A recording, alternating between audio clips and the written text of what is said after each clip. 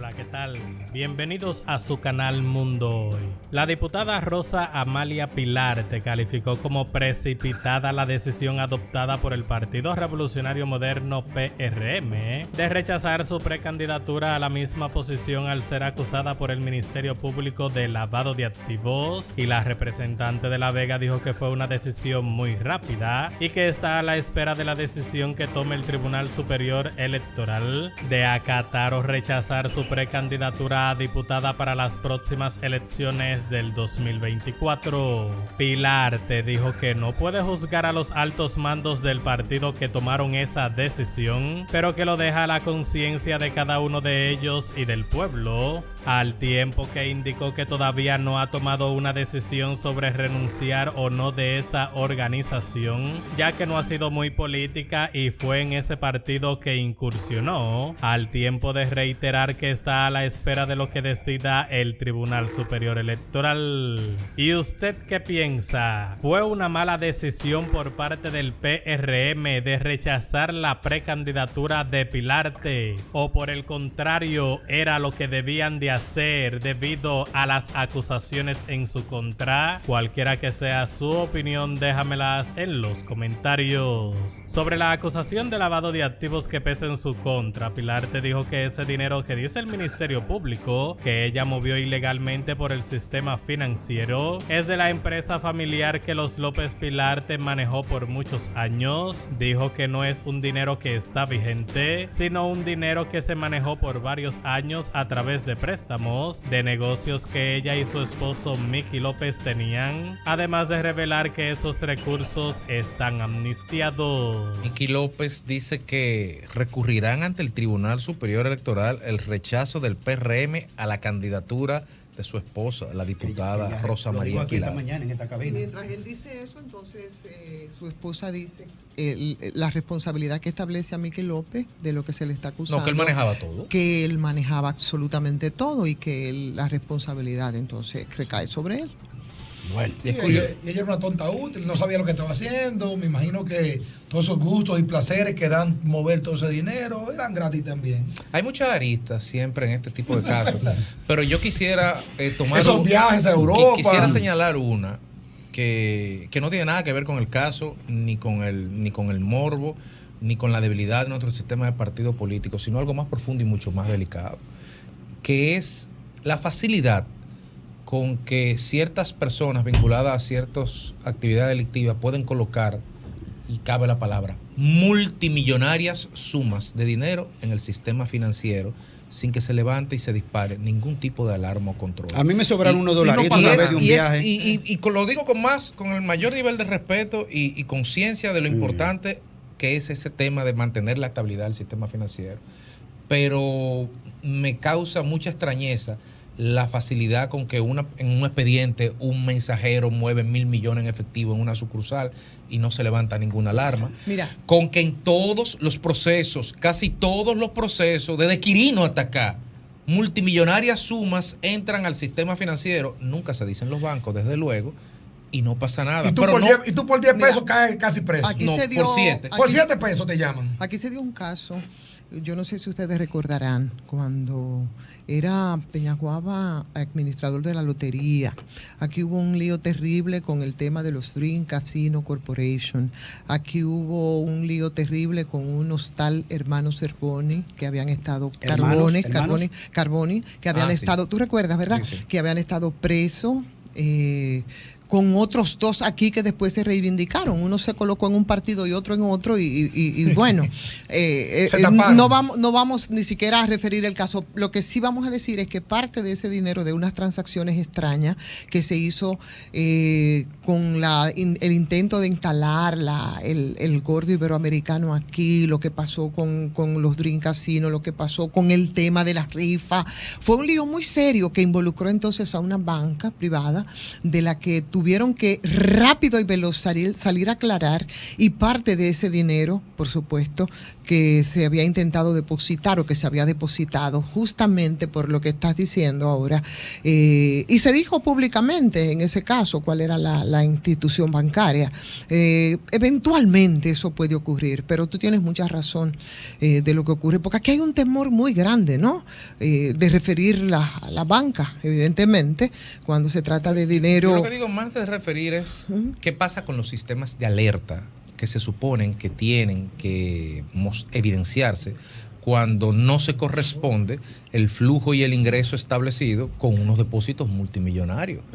O sea, hay un tema de sistémico aquí, que es donde tenemos que concentrar, desde el punto de vista de política de Estado, lo que tenemos que tratar de evitar que eso pase, pero a nivel de sistema, ¿qué está pasando? Que siempre falla, que no sea con la complicidad. Por la misma razón que el otro día explicábamos de cómo se va reciclando, cómo se reciclan aquí, por ejemplo, grandes capos del narcotráfico, y tú dices, pero ¿cómo es que esto ocurre?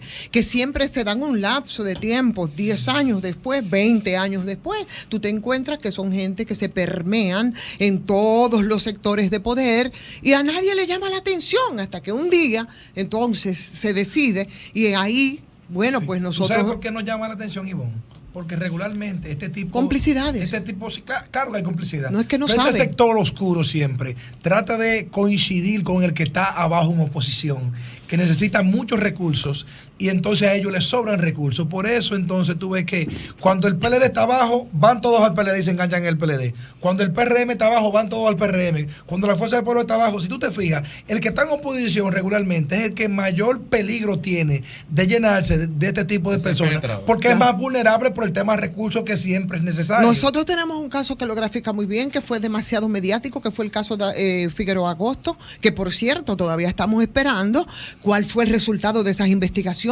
después de la extradición, ¿no? Porque evidentemente que no quedó el asunto como pretendió Radamés Jiménez, entonces procurador, en una rueda de prensa, hacernos creer que se trató de un cártel de mamacitas, que fue lo único que se presentó ahí. Pero este señor tenía muchos vínculos, demasiado, había muchas especulaciones, y para poder durar todo ese tiempo, Graimer, como él permaneció, pues claro que tenía conexiones no solamente con el poder político, ¿no? Empresarial, militar y con todo tipo de... y eso pasa con todo. La lógica del análisis nos dice a nosotros que el caso de Figueroa Agosto obviamente operó como un doble agente.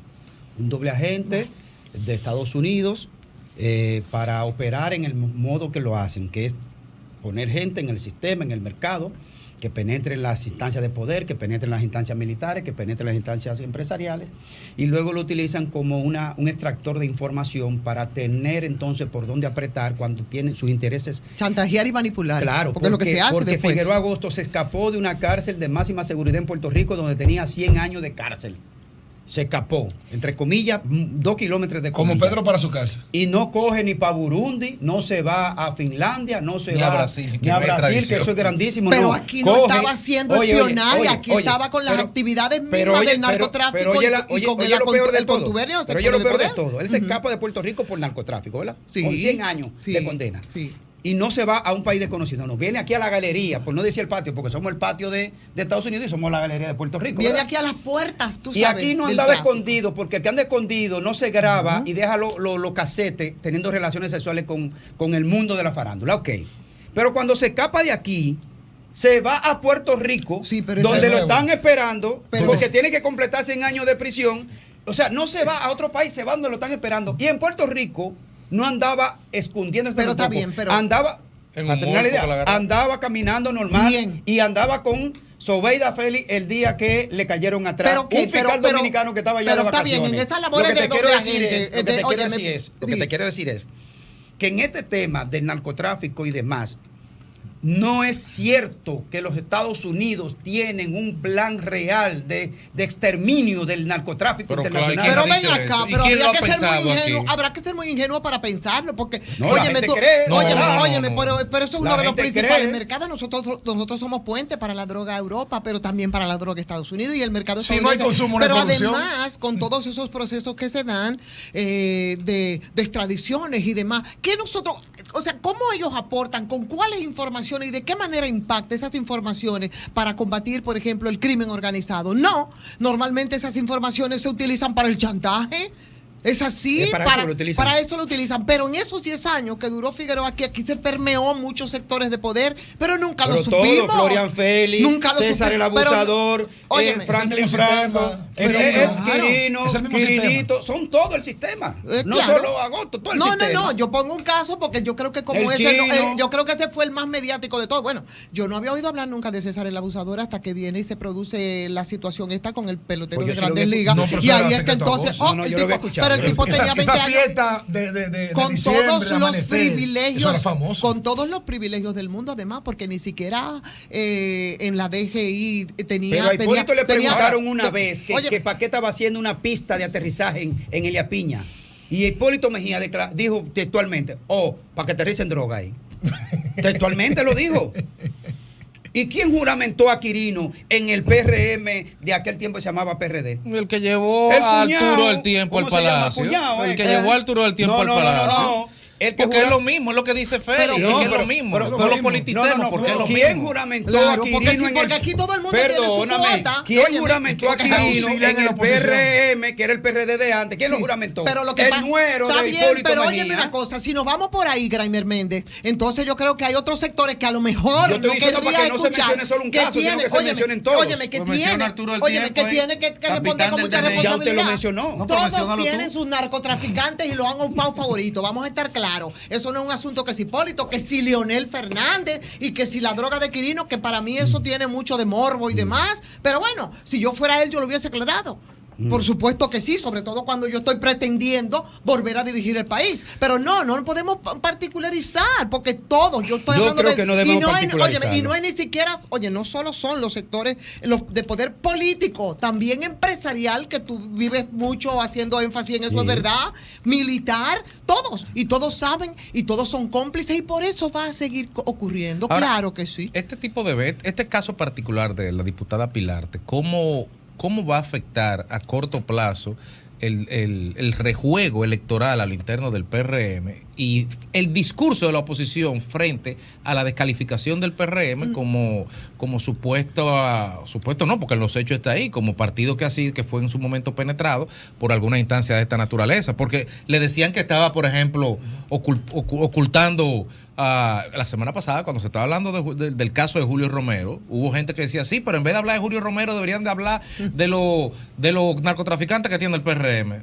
Bueno, pero y ahora cuando tú tienes un ministerio público que hace una purga del partido, que está purgando a una diputada en su jurisdicción privilegiada, que está pasando aquí como pudiera pasar en otro, porque no quiero hacer análisis partidista, sino cómo el sistema de partido político va a enfrentar la realidad de que hay un ministerio público que está actuando con determinados niveles de independencia que no habíamos visto, que a cualquiera y en cualquier momento puede golpear. Va a dejar a muchos sin argumento. Pero mira, lo que pasa es que si bien es cierto que el Ministerio Público ha actuado de manera positiva, diríamos, contra la delincuencia, contra la corrupción y contra un sinnúmero de puntos, no es menos cierto que también que muchas de las actuaciones del Ministerio Público coinciden justamente con procesos políticos o con pedimientos políticos. Ejemplo, Danilo salió esta semana. Asegúrese que por ahí viene algún caso pronto.